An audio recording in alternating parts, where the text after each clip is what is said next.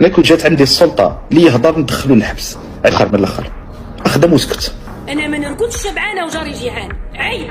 انا هم الجزائريين كل همي، هذا على خرجنا. وتقولوا لنا سكتوا، ما نسكتوش مادام كاين حنا شبعانين. صح اي هم في اي دار في القطر الجزائري مهما كان هو همي وما نسكتش عليه. ماذا اللي راكم تاكلوا في الراج على الاقل كلوه وسكتوا، ما تطبلوش وما تكذبوش على هذه الحكومه. الجزائر راهي خارقه في الافات، واللي يخلق الفوضى هي الفقر، هو الجوع، هو الحقره، هو كبت الحريات. ها هي اللي تخلق الفوضى. ما بصح نزيد نعاودوها لكم يا طبالين ان شاء الله تاكلوا الراج.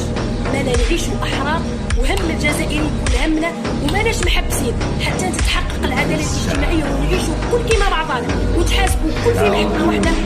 انا حاسين كريتوا البنات صواليمات فيكم ربي